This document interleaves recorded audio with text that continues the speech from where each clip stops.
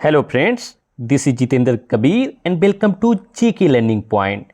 दोस्तों, आज की इस वीडियो में हम रीट लेवल 1 के 2017 वाले प्रश्न पत्र के बाल विकास एवं शिक्षा शास्त्र के भाग को सॉल्व करने वाले हैं।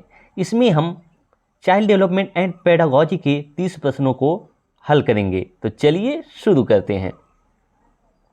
आपके सामने स्क्रीन पर पहला प्रश्न है, एक अधिगम विकलांगता जिसमें लिखावट में कठिनाई शामिल है कहलाता है। ऑप्शन नंबर ए है डिसलेक्सिया, ऑप्शन नंबर बी है डिसकैलकुलिया, ऑप्शन नंबर सी है डिस्ग्राफिया, ऑप्शन नंबर डी है ध्यान अभाव अतिसक्रियता विकार। तो जिस विकलांगता में, जिस डिसऑर्डर में लिखावट संबंधी कठिनाई शामिल होती है उसे डिस्ग्राफिया कहते हैं। इसको आप ग्राफ से याद रखिएगा। ग्राफ मतलब होता है लिखना। तो जहाँ पे लिखावट संबंधी कठिनाई होती है वहाँ पे डिस्ग्राफिया होता है, और जहाँ पे पठन विकार होता है, पठन वैफल्य होता है, पढ़ने संबंधी परेशानी होती है उसे हम डिसलेक्सिया कहते हैं। वहीं जहाँ पे आपके कैलकुलेशन संबंधी, गणना संबंधी गणित को सॉल्व करने में दिक्कत होती है उसे आप डिसकैलकुलिया कहते हैं। तो जहाँ पे आपका पठन संबंधी डिसलेक्सिया, कैलकुलेशन संबंधी डिसलेक्सिया, और लिखने संबंधी डिस्ग्राफिया, और एक होता है attention deficit hyper active disorder यानी ध्यान अभाव अतिसक्रियता विकार। इसमें बच्चा बहुत ही अति सक्रिय रहता है। ये भी एक प्रकार का डिसऑर्डर है। तो यहाँ पे क्वेश्चन नंबर 1 के लिए जिसमें लिखावट में कठिनाई है उसका ऑप्शन नंबर सी सही है, डिस्ग्राफिया। बढ़ते हैं अगले प्रश्न पे। अगला क्वेश्चन नंबर 2 आपके सामने है, निम्न में से कौन सा एक योगात्मक मूल्यांकन से संबंधित है, मतलब समेटिव इवैल्यूएशन से संबंधित है। तो आपको बता दें कि समेटिव इवैल्यूएशन यानी योगात्मक मूल्यांकन उसे कहते हैं जिसमें आपका सत्र के अंत में पूरा साल बच्चा पढ़ा है, तो सत्र के अंत में वार्षिक परीक्षा होती है, वार्षिक मूल्यांकन होता है, उसी को योगात्मक मूल्यांकन कहते हैं। मूल्यांकन 2 प्रकार का होता है, एक होता है फॉर्मेटिव इवैल्यूएशन, एक होता है समेटिव इवैल्यूएशन। मतलब रचनात्मक मूल्यांकन, योगात्मक मूल्यांकन। रचनात्मक मूल्यांकन में आप कक्षा के दौरान जब भी आप पढ़ा रहे हैं कंटिन्यूअस रूप से लगातार बच्चे का मूल्यांकन करते हैं तो रचनात्मक मूल्यांकन होता है, और जब वर्ष के अंत में मूल्यांकन किया जाता है तो वो योगात्मक मूल्यांकन होता है। तो आइए देखते हैं कि इन ऑप्शंस में से योगात्मक मूल्यांकन से कौन सा संबंधित ऑप्शन है। तो ऑप्शन नंबर ई है, अध्यापक को छात्र की प्रगति के बारे में निरंतर और तत्काल प्रतिक्रिया प्रदान करना। ये आपका रचनात्मक मूल्यांकन है। चूंकि क्वेश्चन में योगात्मक है तो ये ऑप्शन गलत है। शिक्षा सामग्री के आणविक विश्लेषण पर केंद्रित, तो ये भी आपका ऑप्शन रचनात्मक का ही है। शिक्षार्थी को उपलब्धि का लगातार व्यवस्थित आकलन, ये भी रचनात्मक का है। सत्र के अंत में शिक्षार्थी के प्रदर्शन का अंतिम आकलन, तो जी हाँ सत्र के अंत में प्रदर्शन का अंतिम आकलन होता है वही आपका योगात्मक मूल्यांकन का उदाहरण है। इसलिए option number D question number 2 के लिए सही है। बढ़ते हैं अगले क्वेश्चन पे। अगला क्वेश्चन आपके सामने है, हार्वर्ड गार्डनर का कहना है कि कई प्रकार की बुद्धि या दिमाग के फ्रेम होते हैं, उसके द्वारा सुझाई गई बुद्धि श्रेणी कौन सी है। मतलब हार्वर्ड गार्डनर ने एक बुक लिखी है जिसका नाम है फ्रेम्स ऑफ माइंड। बुक का नाम भी आप याद रखें, फ्रेम्स ऑफ माइंड नामक एक बुक लिखी है जिसमें उन्होंने 8 प्रकार की बुद्धि का वर्णन किया है। तो क्वेश्चन कह रहा है कि जो नीचे दिए गए ऑप्शंस हैं उनमें से कौन सा हार्वर्ड गार्डनर की 8 बुद्धि में से एक है। तो आइए देखते हैं। पहला ऑप्शन है विश्लेषणात्मक बुद्धि, दूसरा ऑप्शन है रचनात्मक बुद्धि, तीसरा ऑप्शन है प्रकृतिवादी कौशल और चौथा ऑप्शन है डी ऑप्शन व्यवहारिक बुद्धि। तो आपको बता दें कि हार्वर्ड गार्डनर ने कुल 8 प्रकार की बुद्धि बताई है, जिसमें उन्होंने भाषाई बुद्धि, तार्किक बुद्धि, स्थानिक बुद्धि, शारीरिक बुद्धि, सांगीतिक बुद्धि, व्यक्तिगत आत्म बुद्धि, व्यक्तिगत अन्य बुद्धि, प्रकृतिवादी बुद्धि। ठीक है, तो यहाँ पे देखिए जो ऑप्शन नंबर सी है वो प्रकृतिवादी यानी कि जो है प्रकृतिवादी को जो है हार्वर्ड गार्डनर के 8 बुद्धि में से एक बुद्धि है। तो यहाँ पे क्वेश्चन नंबर 3 के लिए ऑप्शन नंबर सी सही है। बढ़ते हैं क्वेश्चन नंबर 4 पे।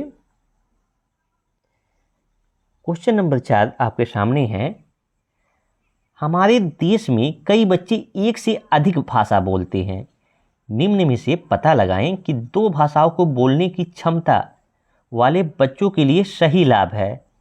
तो एनसीएफ 2005 कहता है कि जो भी आपका जो है मल्टीलिंगुअलिज्म है, बहुभाषा जो है वो क्लास के लिए एक जो है संसाधन है, एक रिसोर्स है। मतलब जो क्लास में बहुभाषिक जो है परिवेश होता है वो क्लास के लिए लाभदायक होता है। ठीक है, क्योंकि जो है अगर कई बालक कई भाषाएं बोलेंगे तो उनका जो है भाषाई विकास, मानसिक विकास, बौद्धिक विकास ज़्यादा होगा और वो ज़्यादा लोगों से अंतः क्रिया कर सकते हैं, इंटरेक्शन कर सकते हैं। तो आइए देखते हैं कि जो है 2 भाषाओं बोलने की क्षमता वाले बच्चों के लिए सही लाभ के लिए कौन सा ऑप्शन सही है। तो ऑप्शन नंबर ए है अवधारणा गठन में सुविधा, ऑप्शन नंबर बी है विश्लेषणात्मक तर्क में सुविधा, ऑप्शन नंबर सी है संज्ञानात्मक लचीलेपन में सुविधा, ऑप्शन नंबर डी है उपरोक्त में सभी। तो आपको जैसा कि हम बताएं कि जो बच्चे 2 भाषाएं या जो है उससे भी ज़्यादा भाषा बोलते हैं तो उनको जो है उनका जो है संज्ञानात्मक विकास, मानसिक विकास जो है और अंतःक्रिया करने में, विश्लेषण करने में जो है सारी चीज़ों में सुविधा होती है। तो यहाँ पे जो है ऑप्शन नंबर ए भी सही है, अवधारणा के गठन में सुविधा, बी भी सही है, विश्लेषणात्मक तर्क में भी सुविधा होती है, संज्ञानात्मक लचीलेपन में भी सुविधा होती है। मतलब यहाँ पे क्वेश्चन नंबर 4 के लिए ऑप्शन नंबर डी सही है कि उपरोक्त सभी, यहाँ पे जो है सारे ऑप्शन सही है। बढ़ते हैं क्वेश्चन नंबर 5 पे। क्वेश्चन नंबर 5 आपके सामने है, एक अध्यापक कक्षा में कुछ गतिविधि कर रहा है जिसमें कथन एक अय है, न केवल यह पूछ रहा है कि क्या हुआ बल्कि यह भी पूछ रहा है कि कैसे और क्यों हुआ। ठीक है, एक अध्यापक है कक्षा में जो है कुछ एक्टिविटी कर रहा है और उसमें जो है 2 कथन दिए गए हैं। पहला कथन कह रहा है कि अध्यापक जो है केवल यह पूछकर, न केवल यह पूछकर कि क्या हुआ बल्कि यह पूछ रहा है कैसे और क्यों हुआ। ठीक है, और कथन बी है, उन्हें एक प्रश्न के विभिन्न उत्तरों तथा परख की तुलना करने में मदद करना। ठीक है, जो वास्तव में सबसे अच्छा जवाब है इन गतिविधियों से वह बढ़ावा देने की कोशिश कर रहा है। ठीक है, तो अध्यापक जो है कक्षा में मतलब क्या कोशिश कर रहा है, आइए ऑप्शंस को देखते हैं। मतलब समानता देने की कोशिश कर रहा है, आलोचनात्मक सोच देने की जो है कोशिश कर रहा है, एकीकृत सोच देने की कोशिश कर रहा है, अवधारणा मानचित्रण कर रहा है। तो आपको बता दें कि यहाँ पे ऑप्शन नंबर बी सही है, आलोचनात्मक सोच देने की कोशिश कर रहा है, क्रिटिकल थिंकिंग देने की कोशिश कर रहा है।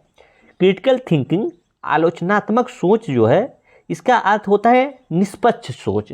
क्रिटिकल थिंकिंग यानी आलोचनात्मक सोच का मतलब होता है कि जो है निष्पक्ष सोच।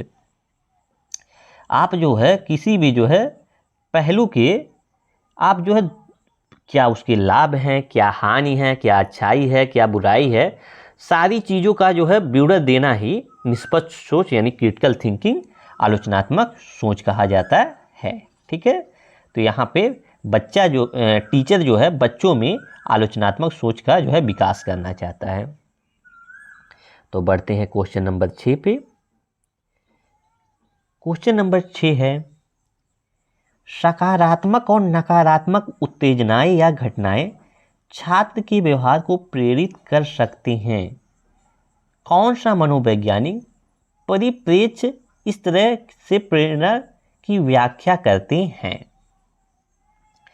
तो आपको बता दें कि सकारात्मक और नकारात्मक उत्तेजनाएं या घटनाएं के व्यवहार को प्रेरित कर सकते हैं। देखिए, अगर कोई भी व्यवहार है, ठीक है, उसमें अगर सकारात्मक घटना होगी तो आप उसमें जो है उस व्यवहार को बढ़ावा देंगे, नकारात्मक घटना होगी तो आप उस व्यवहार को कम करेंगे।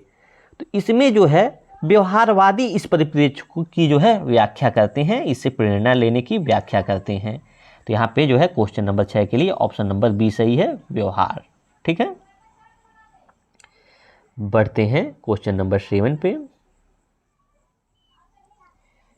क्वेश्चन नंबर 7 है, समावेश शब्द का मतलब विशेष शैक्षिक आवश्यकता वाले बच्चों को नियमित कक्षा कक्ष में शिक्षित करना। ठीक है, तो ऑप्शंस हैं यहाँ जो है, जो फिलिंग द ब्लैंक है यहाँ पे जो है इन 4 ऑप्शंस में से भरना है। तो क्वेश्चन एक बार आपको फिर से बता दें कि समावेश शब्द का मतलब विशेष शैक्षिक आवश्यकता वाले बच्चों को, फिर जो है डैश है, नियमित कक्षा में शिक्षित करना। तो क्या सर्वाधिक समय, पूरा समय, कुछ समय, किसी समय नहीं। तो आपको बता दें कि समावेश जो है मतलब यहाँ समावेशी शिक्षा से लिया गया है। और समावेशी शिक्षा का मतलब होता है कि चाहे विशेष आवश्यकता वाले बालक हो, नॉर्मल यानी सामान्य बालक हो, या जो है स्पेशल चाइल्ड, गिफ्टेड चाइल्ड, जो है डिसेबल चाइल्ड, जितने भी चाइल्ड हैं, समावेशी शिक्षा में एक ही स्कूल में एक ही छत के नीचे जो है सबको जो है एक साथ शिक्षा देने का जो है मतलब होता है। तो समावेशी शिक्षा में मतलब समावेशन का होता है, सभी बच्चों को एक साथ समावेशित करके शिक्षा देना, और भी जो है पूरे समय शिक्षा देना, एक साथ समावेशित करके पूरे समय जो है बच्चों को जो है शिक्षा देना। ठीक है, वो भी नियमित कक्षा में। तो यहाँ पे हो जाए विशेष शैक्षिक आवश्यकता वाले बच्चों को पूरा समय नियमित कक्षा में शिक्षित करना समावेशी शिक्षा का अर्थ होता है। तो यहाँ पे जो है क्वेश्चन नंबर 7 के लिए ऑप्शन बी सही है। बढ़ते हैं क्वेश्चन नंबर 8 पे। क्वेश्चन नंबर 8 है, एक भाषा शिक्षक कक्षा में कविता का ब्यूरर समझाकर कक्षा में कविता पढ़ा रहा है और छात्रों को स्पष्टीकरण से निष्कर्ष निकालने या व्यापक विचार करने के लिए कह रहा है। यह उदाहरण है। तो आपको बता दीजिए, तो तर्क होता है 2 प्रकार का होता है। ठीक है, एक होता है आगमनात्मक तर्क, और जो है दूसरा होता है निगमनात्मक तर्क। ठीक है, तर्क 2 प्रकार के होते हैं, एक आगमनात्मक तर्क और एक निगमनात्मक तर्क। ठीक है, जिसे एक को इंडक्टिव रीजनिंग कहते हैं और एक को डिडक्टिव रीजनिंग कहते हैं। तो आपको यहाँ पे जो है देखना ही है कि इसमें से जो है कि जो है कौन सा तर्क लग रहा है। तो देखिए, निगमनात्मक तर्क में पहले नियम बताया जाता है। आप नए से जो है नी से याद रखिएगा, इसमें जो है पहले नियम बताया जाता है और नियम बताने के बाद जो है आपका उदाहरण जो है बताया जाता है। वहीं आगमनात्मक तर्क में पहले जो है उदाहरण बताया जाता है और उसके बाद जो है आपका नियम बताया जाता है। ठीक है, तो जहाँ पे नियम से उदाहरण की ओर जाए उसे निगमनात्मक तर्क कहते हैं, और जहाँ उदाहरण से जो है नियम की तरफ जाया जाएगा वहाँ आगमनात्मक तर्क। ठीक है, तो यहाँ पे देखिए, एक भाषा शिक्षक है, कक्षा में कविता का ब्यूरर समझा दिया है। ठीक है, कविता पढ़ा रहा है और स्पष्टीकरण दे दिया है और बच्चों से कह रहा है कि आप निष्कर्ष निकालिए। ठीक है, मतलब उदाहरण जो है दे दिया गया है, आपको एक जो है एक निष्कर्ष, एक कंक्लूजन, एक जो है नियम पे पहुंचना है। ठीक है, एक पॉइंट पे पहुंचना है, मतलब नियम पे पहुंचना है। इसलिए यहाँ पे आगमनात्मक तर्क है, यानी इंडक्टिव रीजनिंग है। तो क्वेश्चन नंबर 8 के लिए ऑप्शन नंबर ए सही है। आगमनात्मक तर्क की जो है यहाँ जो है इस पे शिक्षक ज़्यादा जोर दे रहा है। बढ़ते हैं क्वेश्चन नंबर 9 पे। क्वेश्चन नंबर 9 है, मनोविश्लेषण का मानना है कि एक प्राथमिक साधन है जिसके द्वारा ईगो ईद पर आच्छाद रखता है, यह कहलाता है। ठीक है, तो आपको बता दें कि सिगमंड फ्रायड ने 3 जो है चीज़ें दी हैं, ईद, ईगो, सुपर ईगो। 3 चीज़ें दी हैं उन्होंने। एक होता है ईद, दूसरा होता है ईगो और तीसरा होता है सुपर ईगो। ठीक है, तो ईद जो है आपका प्लीजर प्रिंसिपल पे काम करता है। प्लीजर प्रिंसिपल मतलब खुशी के लिए काम करता है। कोई भी चीज़ अगर करने का मन कर रहा है तो उसे कर लो, उसका परिणाम चाहे कुछ भी हो, उससे कोई फर्क नहीं पड़ता। अगर आपका मन कर रहा है बाइक जो है 150 की स्पीड से चलाने को, तो चला लो, भले एक्सीडेंट हो जाए, कुछ भी हो जाए, कोई नहीं, हमें खुशी मिलेगी तो खुशी मिलेगी। तो ईद जो है बिना दिमाग लगाए कुछ भी जो है अपने मन से करता है। ठीक है, खुशी के लिए करता है, प्लीजर प्रिंसिपल पे काम करता है। लेकिन आपका जो सुपर ईगो है, सुपर ईगो नैतिकता पे काम करता है। मतलब कहता है कि कोई चीज़ है तो उसको जो है सही है तो सही है करना है। ठीक है, अगर जो है किसी भी चीज़ को करो तो उसमें नैतिकता होना चाहिए। लेकिन जो आपका ईगो है ये बीच का रास्ता देखता है। ठीक है, ईद जो है आपका प्लेजर प्रिंसिपल पे काम करता है, सुपर ईगो जो है नैतिकता पे काम करता है। चाहे किसी की भले जान चली जाए लेकिन झूठ नहीं बोलना है तो नहीं बोलना है। लेकिन ईगो जो है बीच के जो है रास्ते पे जो है चलता है, और ये दोनों पे जो है, इस पे भी, ईद पे भी जो है आपका दबाव रखता है और ईगो पे भी जो है दबाव रख के जो है संतुलन की स्थिति को बनाता है। ठीक है, तो ईद जो है आपका दबाव के द्वारा, ठीक है, दबाव के जो ईगो जो है, सॉरी, ईगो जो है दबाव के द्वारा ईद पर जो है संतुलन की स्थिति को कायम करता है। ठीक है, तो ईगो जो है आपका संतुलन जो है बनाने में जो है, यही आपका जो है सबसे अच्छा मन होता है, जो अच्छे और बुरे के बीच की जो है, बीच की राह को निकाल के जो है ईद पे दबाव बना के जो है आपका काम करवाता है। तो आप जो है इसको समझ गए होंगे। बढ़ते हैं क्वेश्चन नंबर 10 पे। क्वेश्चन नंबर 10 है, अंतर्मुखता बहिर्मुखता व्यक्तित्व का लक्षण निम्न द्वारा प्रस्तावित है। मतलब कहा जा रहा है कि जो है इंट्रोवर्जन और एक्सट्रोवर्जन यानी अंतर्मुखता बहिर्मुखता व्यक्तित्व किसके द्वारा दिया गया है। तो ये इसमें जो है ऑप्शन नंबर ए सही है, हेंस आइजेक के द्वारा ये दिया गया है। ठीक है, बढ़ते हैं क्वेश्चन नंबर 11 पे, सॉरी, क्वेश्चन नंबर 11 आपके सामने है। क्वेश्चन नंबर 11 है, निम्न में से कौन सा सर्वोत्तम उदाहरण है कि प्रेरणा क्या है। ठीक है, प्रेरणा क्या है, इसमें से आपको चारों ऑप्शंस में से इसका उदाहरण जो है छांटना है। पहला है, छात्र ए आगामी वर्ष के बारे में भावुक है। ठीक है, तो देखिए प्रेरणा के लिए भावुकता बिल्कुल जो है गलत चीज़ है। ठीक है, तो ये ऑप्शन ऐसे ही गलत हो गया। ऑप्शन बी है, छात्र ब सक्रिय है, अपने गणित वर्ग में अच्छा करने के लिए उच्च लक्ष्य निर्धारित करता है। ये तो अच्छी बात है। काफ़ी प्रयास के साथ बना रहता है, प्रयास भी कर रहा है और कक्षा में उच्चतम अंक भी ला रहा है। ठीक है, तो ये ऑप्शन ज़्यादा पॉजिटिव है। फिर भी हम आगे के ऑप्शंस को चेक करेंगे। 7, छात्र से वह क्या पूरा करना चाहता है पर अपना ध्यान निर्देशित करने में अच्छा है।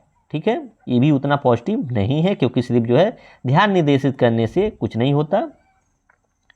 छात्र जय कड़ी मेहनत करती है, उसके शैक्षिक कार्य में सकारात्मक भावनाओं का अनुभव करती है। ये तो पॉजिटिव है, लेकिन ये जो है ऑप्शन नंबर बी यहाँ पे सबसे ज़्यादा पॉजिटिव है मोटिवेशन के लिए, कि जो है छात्र सक्रिय है, गणित में अच्छा करने के लिए लक्ष्य भी निर्धारित, उच्च लक्ष्य निर्धारित करता है, काफ़ी जो है मेहनत कर रहा है, प्रयास के साथ बना है और कक्षा में जो है नंबर मतलब रिजल्ट भी ला रहा है। तो जो है यहाँ पे प्रेरणा के लिए सबसे सर्वोत्तम उदाहरण ऑप्शन नंबर बी है। ठीक है, तो बढ़ते हैं क्वेश्चन नंबर 12 पे।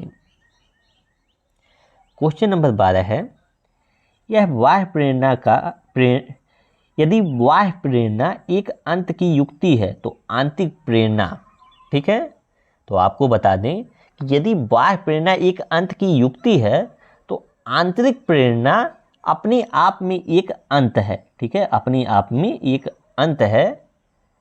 क्योंकि आपकी जो आंतरिक प्रेरणा का मतलब उन आंतरिक शक्तियों से होता है जो व्यक्ति के व्यवहार को प्रभावित करती है। ठीक है ना। तो ऑप्शन नंबर बी जो है क्वेश्चन नंबर 12 के लिए सही है। बढ़ते हैं क्वेश्चन नंबर 13 पे। क्वेश्चन नंबर 13 है, एक व्यवस्थित विज्ञान जो स्वयं और वातावरण के साथ समायोजन प्राप्त करने के लिए नियम, कानून और सिद्धांत प्रदान करता है कहलाता है। तो अभिप्रेरणा बिल्कुल नहीं, अधिगम ये भी नहीं, द्वंद्व बिल्कुल नहीं, इसे दिमागी आरोग्यता कहते हैं। तो क्वेश्चन नंबर 13 के लिए ऑप्शन नंबर बी सही है, इसे दिमागी आरोग्यता कहते हैं। बढ़ते हैं क्वेश्चन नंबर 14 पे। क्वेश्चन नंबर 14 है, एक समायोजन तंत्र में अतीत, वर्तमान और प्रस्तावित व्यवहार के अनुमोदित कारणों में तार्किक और सामाजिक रूप से सोचना शामिल है। ठीक है, तार्किक और सामाजिक रूप से सोचना शामिल है और यह कहलाता है, तो यह कहलाता है क्या? प्रतिकरण नहीं, प्रमेयीकरण। तो हाँ जी, इसे प्रमेयीकरण कहते हैं। तो क्वेश्चन नंबर 14 के लिए ऑप्शन नंबर बी सही है। बढ़ते हैं क्वेश्चन नंबर 15 पे। क्वेश्चन नंबर 15 है, organisation setup of the school, मतलब स्कूल की संगठनात्मक स्थापना छात्रों के अधिगम को प्रभावित करती है। यह पहलू उस श्रेणी से संबंधित है। ठीक है, तो स्कूल आपका जो है समाज का एक छोटा सा रूप है। ठीक है, वहाँ पे बच्चों का जो है सामाजिकरण होता है, स्कूल में बच्चों का सामाजिकरण होता है। तो ये सामाजिक कारक का जो है पहलू है। ठीक है, स्कूल जो है संगठनात्मक स्थापना छात्रों को अधिगम को प्रभावित करती है। ये क्या है? तो एक सामाजिक कारक है। तो क्वेश्चन नंबर 15 के लिए ऑप्शन नंबर सी सही है, क्योंकि जो है स्कूल समाज का एक छोटा रूप है, वहाँ पे बच्चे का सामाजिकरण होता है, वहाँ पे वो सीखता है अंतःक्रिया के द्वारा। क्वेश्चन नंबर 16 है, निम्न स्थितियों में से कौन सा समायोजन को बढ़ावा देती है? ठीक है, तो क्या तीव्र उत्सुकता समायोजन को बढ़ावा देती है? बिल्कुल नहीं। अपराध और जुनूनी विचार, अरे ये क्या है, ये तो बिल्कुल है नहीं। बीमारी का डर, तो देखिए डर कभी भी समायोजन को नहीं बढ़ावा देगी। न्यूरोटिक भय और चिंता से मुक्त, हाँ तो न्यूरोटिक भय और चिंता से मुक्त समायोजन को बढ़ावा देगी। तो जो है क्वेश्चन नंबर 16 के लिए ऑप्शन नंबर डी सही है। बढ़ते हैं क्वेश्चन नंबर 17 पे। क्वेश्चन नंबर 17 है, एक शिक्षक के रूप में आपने अपने छात्रों से हमारे जीवन पर प्रदूषण को समझाते हुए एक निबंध लिखने के लिए कहा। इस कार्यभार में ब्लूम के वर्गीकरण में संज्ञानात्मक स्तर की व्याख्या की गई है। ठीक है, तो एक शिक्षक के रूप में आप अपने छात्रों से हमारे जीवन पर प्रदूषण के प्रभाव को समझाते हुए निबंध लिखने को कहा है। तो पूछ रहा है क्वेश्चन कि ब्लूम के वर्गीकरण से संज्ञानात्मक स्तर की कौन सी व्याख्या यहाँ पे हो रही है? ऑप्शन ए है विश्लेषण, बी है संप्रयोग, सी है समझ, डी है ज्ञान। तो जैसा कि शिक्षक ने हमारे जीवन पर प्रदूषण के प्रभाव को समझा दिया है, ठीक है, पहले बच्चों को समझाया है, अब कह रहा है कि आप लोग इसे लिखो, मतलब किसी चीज़ को समझाया, अब उसका जो है प्रयोग करने को कह रहा है। ठीक है, एप्लीकेशन करने कह रहा है, प्रयोग करने कह रहा है। तो क्वेश्चन नंबर 17 के लिए ऑप्शन नंबर बी सही है। बढ़ते हैं क्वेश्चन नंबर 18 पे। क्वेश्चन नंबर 18 है, शिक्षक के तौर पे आपने एक उपयुक्त परीक्षण और जांच सूची का उपयोग करके छात्र की बुद्धि, व्यक्तित्व तथा कक्षा में व्यवहार के बारे में जानकारी एकत्र करना। ठीक है, तो एक शिक्षक के तौर पे आप जो है एक उपयुक्त परीक्षण करते हैं और जांच सूची का उपयोग करके छात्र की बुद्धि, व्यक्तित्व और कक्षा में व्यवहार की जानकारी को एकत्र करते हैं। तो जहाँ भी जांच सूची होती है, ठीक है, और जो है छात्र किसी भी का भी जो है व्यवहार के बारे में जानकारी को जो है एकत्र करना जांच सूची के द्वारा, उसको आकलन कहा जाता है। ठीक है, उसको असेसमेंट कहा जाता है। वहीं अगर आप जो है इसको नंबर के टर्म में जो है देते तो वो जो है मापन हो जाता है। ठीक है, तो मापन बिल्कुल नहीं है यहाँ। और अगर जो है उसका जो है शैक्षिक सहशैक्षिक दोनों पक्षों का अगर मूल्यांकन होता तो मूल्यांकन हो जाता, उपरोक्त सभी यहाँ हो ही नहीं सकता। तो क्वेश्चन नंबर 18 के लिए ऑप्शन नंबर ए सही है कि आकलन। ठीक है, बढ़ते हैं क्वेश्चन नंबर 19 पे। क्वेश्चन नंबर 19 है,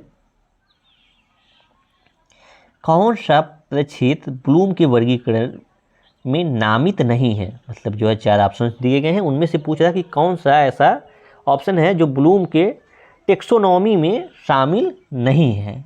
ठीक है, तो ब्लूम की टेक्सोनॉमी में 3 पक्ष दिए गए हैं। पहला है संज्ञानात्मक, यानी जो है कॉग्निटिव डोमेन।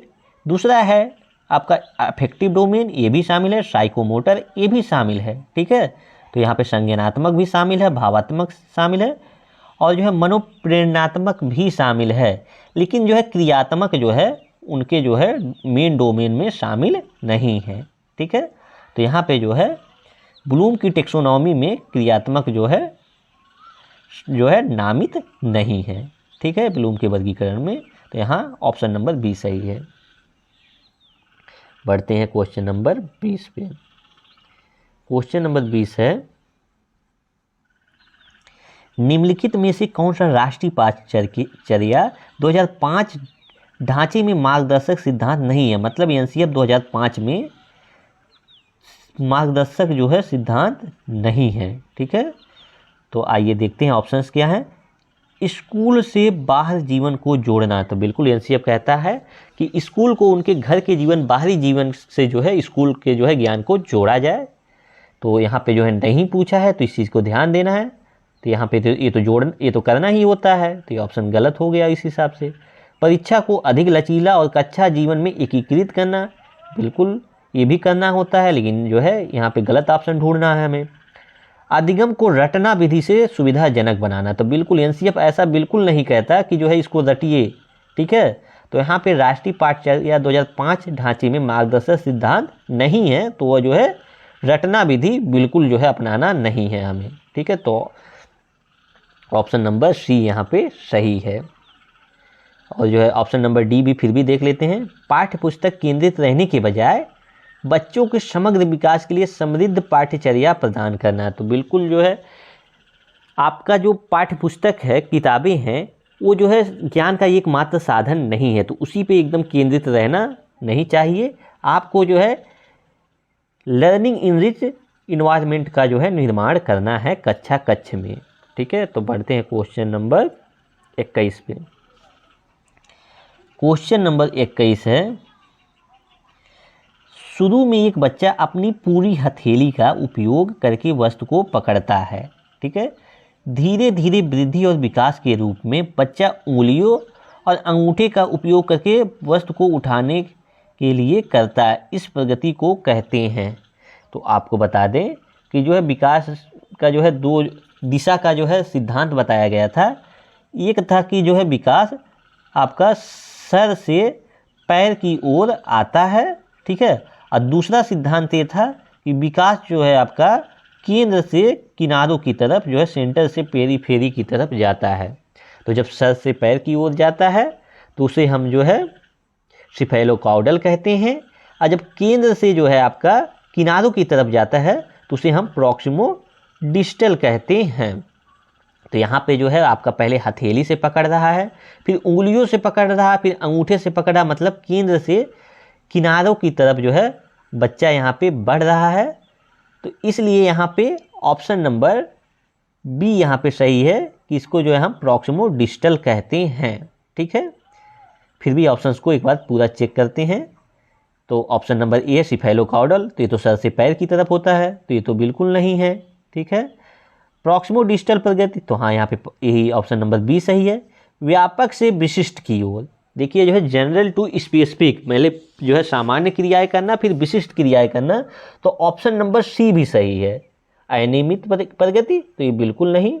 ठीक है, तो यहाँ पे क्वेश्चन नंबर 21 के लिए रीट ने 2 ऑप्शंस को सही माना था, क्योंकि यहाँ पे दोनों ऑप्शंस सही हैं। ठीक है, केंद्र से जो है परिध की ओर यानी प्रॉक्सिमो डिस्टल भी सही है, और जो है सामान्य से विशिष्ट की ओर यानी जो है व्यापक से विशिष्ट की ओर भी सही है। तो यहाँ पे ऑप्शन नंबर बी और सी दोनों सही है। ठीक है, बढ़ते हैं क्वेश्चन नंबर 22 पे।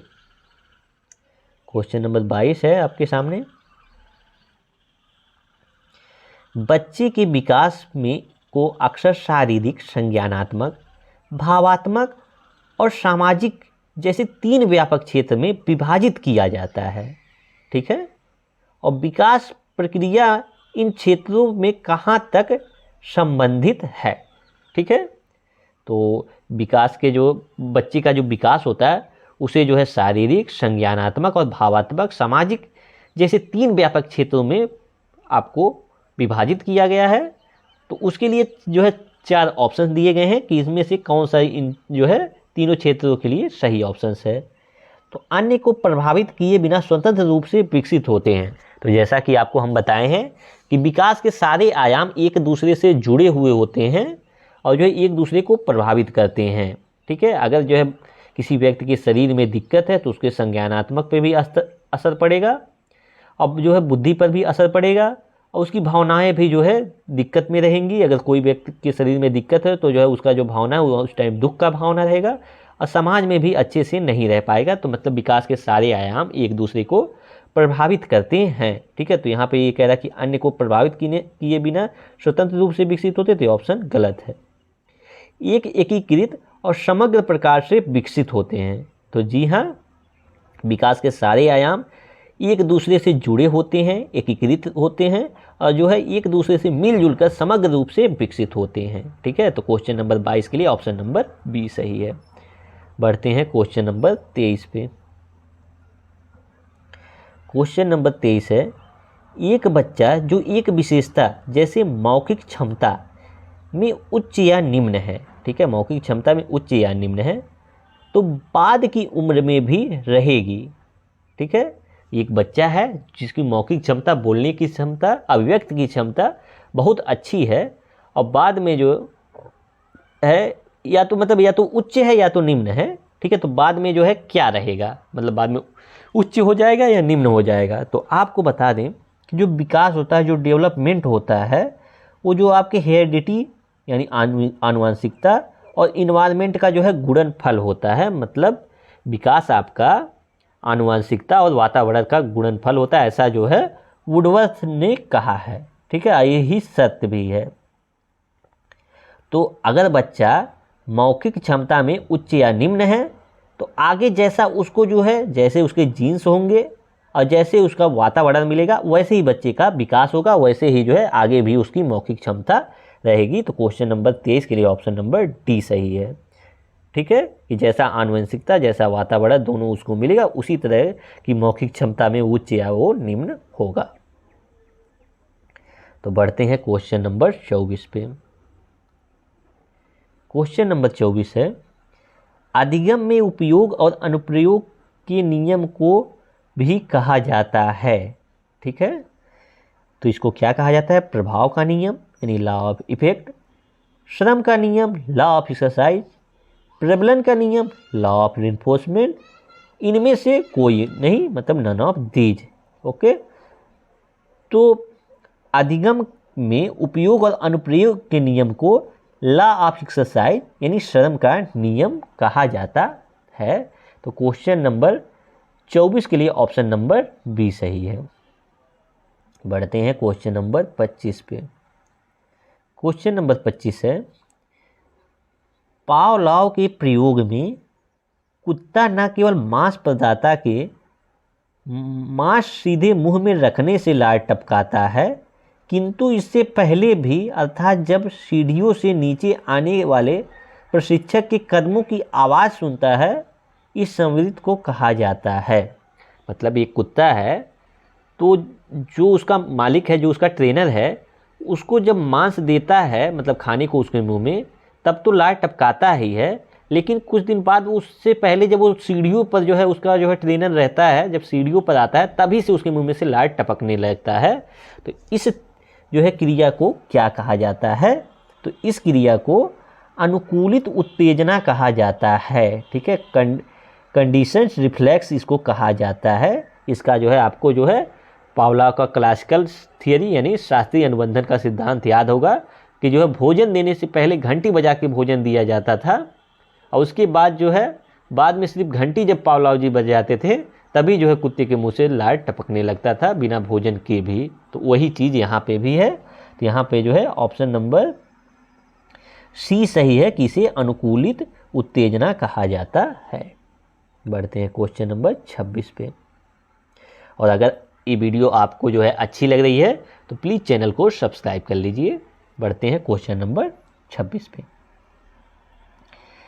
अनुभूति बच्चे और वातावरण के बीच अंतःक्रिया की निरंतर प्रक्रिया के माध्यम से विकसित होती है। ठीक है, यह सिद्धांत प्रतिबंधित होता है, मतलब cognition development through the constant process of interaction between the child and the environment. ठीक है, तो जो अंतःक्रिया की बात होती है इसके बारे में आपका पियाजे का जो संज्ञानात्मक विकास है वो अंतःक्रिया पे बहुत ज़्यादा जो है बल देता है कि जो है बच्चों को अंतःक्रिया करने दो, जो है करके सीखने दो, और जो है बच्चे का संज्ञानात्मक विकास बहुत अच्छा होगा। ठीक है, तो वातावरण की अनुभूति बच्चे और वातावरण के बीच अंतःक्रिया का निरंतर प्रक्रिया के माध्यम से विकसित होती है, ऐसा जो है पियाजे के संज्ञानात्मक विकास में कहा गया है। तो क्वेश्चन नंबर 26 का बी सही है, ऑप्शन नंबर बी सही है। बढ़ते हैं क्वेश्चन नंबर 27 पे। फिर से पियाजे से ही क्वेश्चन है। पियाजे के सिद्धांत में एक प्रक्रिया जो पुराने और नए धारणाएं और अनुभव के बीच संतुलन की क्रिया है उसे जाना जाता है।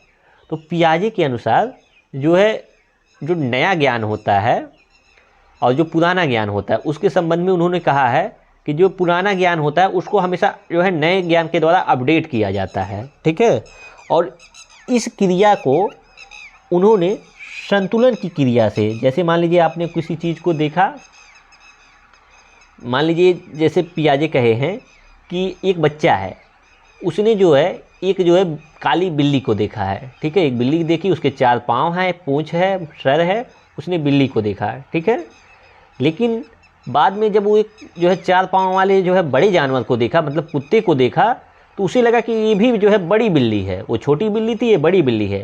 लेकिन उसके घर वालों ने बाद में बताया कि नहीं, ये बिल्ली नहीं है। तो असंतुलन की स्थिति में आ गया कि यदि बिल्ली नहीं है तो है क्या? तो बच्चों ने बताया कि उसी की तरह जो है 4 पाँव, 4 भले ही है इसके, एक पूँछ और जो सर है, लेकिन ये बिल्ली नहीं, ये कुत्ता है। तब जाके उसको जो है संतुलन की स्थिति आई, मतलब पुराने विचार में नए विचार को जो है अपडेट कर दिया और जो है संतुलन की स्थिति आ जाती है। तो इसलिए जो है पियाजे के सिद्धांत के अनुसार ऑप्शन नंबर सी सही है। बढ़ते हैं क्वेश्चन नंबर 28 पे। क्वेश्चन नंबर 28 है, निम्न में से कौन सी बौद्धिक परीक्षण के लिए उपयोग करने की सावधानी नहीं है? ठीक है, पूछ रहा है क्वेश्चन कि जो है नीचे दिए गए ऑप्शंस में से कौन सी बौद्धिक परीक्षण के लिए उपयोग करने की सावधानी नहीं है। ठीक है, तो देखते हैं कौन सी इसमें सावधानी नहीं है। तो IQ स्कोर के आधार पर अनुचित रूढ़िवादी और छात्रों के बारे में नकारात्मक उम्मीदों से बचना, तो बिल्कुल छात्रों के बारे में नकारात्मक उम्मीदों से बचना होता है। तो ये जो है सावधानी है, बिल्कुल है। बढ़ते हैं अगला पे, क्वेश्चन नंबर 28 के लिए ऑप्शन नंबर बी पे बढ़ते हैं।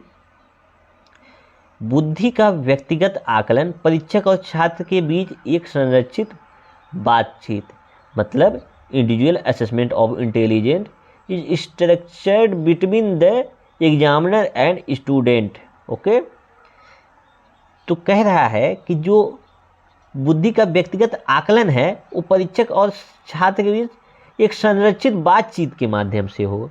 तो बिल्कुल जो है अगर आप किसी का जो है बुद्धि परीक्षण कर रहे हैं और अगर उसका बुद्धि परीक्षण में उसका जो है IQ स्कोर बहुत कम आ जाता है, ठीक है, तो अगर आपको उसको बता दे रहे हैं कि भाई देखो तेरा बुद्धि जो है बहुत कम है, तू पागल है, तो और ज़्यादा परेशान हो जाएगा। तो इसलिए जो है ये जो है आपका सावधानी नहीं है, बल्कि जो है इससे सावधान रहना कि जो है हर चीज़ को एक जो है सेंसिटिव तरीके से बताना है, ठीक है। तो ये जो है ऑप्शन नंबर बी बौद्धिक परीक्षण के लिए सावधानी नहीं है कि बुद्धि परीक्षण का आकलन परीक्षक और छात्र के बीच एक संरक्षित बातचीत है, तो ये ऐसा बिल्कुल नहीं है, ठीक है।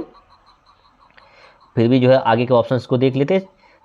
क्षमता की मुख्य या एकमात्र विशेषताओं के रूप में IQ का उपयोग न करना, तो बिल्कुल IQ का ही जो है एक उपयोग जो है नहीं है कि किसी की क्षमता को जो है मापने के लिए सिर्फ IQ ही एक मुख्य साधन नहीं है, ठीक है। ये भी एक सावधानी ही है। एक समग्र IQ स्कोर की सार्थकता की व्याख्या में सावधान रहना, तो बिल्कुल जो है व्याख्या में सावधान रहना चाहिए। तो यहाँ पे क्वेश्चन नंबर 28 के लिए ऑप्शन नंबर बी सही है। पढ़ते हैं क्वेश्चन नंबर 29 पे। एरिक्सन के अनुसार बच्चों का मनोसामाजिक विकास 8 चरणों में होता है, ठीक है। तो ये बिल्कुल सही है कि एरिक्सन ने बच्चों के मनोसामाजिक की जो है 8 स्टेज बताई हैं। और आगे कह रहा है कि एक कक्षा 3 का छात्र, ठीक है, कक्षा 3 का छात्र है जिसकी उम्र जो है 9 साल के आसपास है, विकास के किस चरण से मेल खाता है, ठीक है। तो एरिक्सन के जो 8 जो है स्टेज हैं उसमें से कक्षा 3 का छात्र जिसकी उम्र 9 साल है वो विकास के जो है एरिक्सन के विकास के कौन सी स्टेज से मेल खाएगा। तो आपको बता दें कि जो है एरिक्सन के जो पहला स्टेज है वो विश्वास बनाम अविश्वास का है, जो 0 से 1.5 साल तक चलता है। दूसरा है स्वायत्तता बनाम लज्जा, जो 1.5 से 3 साल चलता है। तीसरा है पहल बनाम दोष, जो 3 से 5 साल चलता है। और चौथा है परिश्रम बनाम हीनता, जो 5 से 12 साल चलता है। चूँकि जो है परिश्रम बनाम हीनता जो 5 से 12 साल के बीच चलता है, और चूँकि बच्चा जो है 9 साल का है तो इसी के बीच आ जाएगा। तो क्वेश्चन नंबर 29 के लिए ऑप्शन नंबर बी सही है कि जो है ये बच्चा परिश्रम बनाम हीनता के जो है श्रेणी में आएगा, ठीक है। तो बढ़ते हैं क्वेश्चन नंबर 30 पे, जो कि आज का आखिरी क्वेश्चन है। निम्न में से कौन सा कथन आदर्श संदर्भित परीक्षण के लिए सत्य नहीं है, ठीक है। यहाँ पे आपको देखना है कि कौन सा आपका जो स्टैंडर्ड जो नॉर्म रेफरेंस टेस्ट है उसके लिए कौन सा सही नहीं है, ठीक है। तो आइए देखते हैं। यह एक मानकीकृत परीक्षण है, तो बिल्कुल ये है, लेकिन यहाँ पे सत्य नहीं ढूंढना है, ठीक है। जो सत्य नहीं है तो ये तो नहीं, मतलब ये तो सत्य है। फिर ऑप्शन नंबर बी है छात्र की स्कोर की तुलना इसके साथ तुलना करके की जाती है कि अन्य ने कैसा प्रदर्शन किया, तो कभी छात्रों का तुलना नहीं करना है, ठीक है। तो ऑप्शन नंबर सी है कहा जाता है कि परीक्षण जो है राष्ट्रीय मानदंडों पर आधारित है। ऑप्शन नंबर डी है छात्र के प्रदर्शन को स्थापित मानदंडों से तुलना की जाती है, ठीक है। तो आपको बता दें कि कभी भी किसी भी जो है परीक्षण का ये अर्थ नहीं होता, कि भी किसी भी एग्जाम का ये अर्थ नहीं होता है कि किन्हीं 2 छात्रों की तुलना करके एक को जो है नीचा दिखाया जाए, ठीक है। तो यहाँ पे पूछा कि कौन सा कथन सत्य नहीं है, तो ऑप्शन नंबर डी जो है यहाँ पे सत्य नहीं है कि जो है छात्र के प्रदर्शन को स्थापित मानदंडों से तुलना की जाती है। तो यही जो है क्वेश्चन नंबर 30 के लिए ऑप्शन नंबर डी सही है। तो आज की इस वीडियो में इतना ही। ऐसी ही महत्वपूर्ण वीडियो पाने के लिए जो है चैनल को सब्सक्राइब कर लीजिए। Thank you.